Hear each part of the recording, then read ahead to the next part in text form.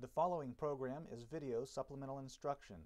VSI is brought to you by the Teaching Center, UF's Learning Support Center, www.teachingcenter.ufl.edu. We talked a little bit about the basic structure of a neuron, how it has a dendrite and an axon and a terminal, and how a signal goes away from the cell body along the axon to the terminal. And now we're going to talk a little bit about what that signal is, an action potential. All these pluses out here represent positively charged ions outside of the axon.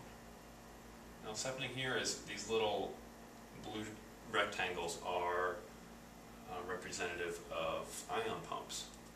So our resting charge for the neuron is -70 millivolts. Now what's happening is once these positive ions rush in, then it becomes what's called depolarized, meaning the charge becomes less negative, less polar. So here we have the action potential shoot up, and it becomes positively charged for a little bit. So what's happening here is positive ions rush in, it's becoming more and more charged, and then here the ion channels close, pump the positive ions back out of the cell, and the charge drops. And it actually becomes hyperpolarized for a little bit here, where it becomes more polar than the resting point. It drops below for a little bit, and then it goes back to the resting charge of -70 millivolts.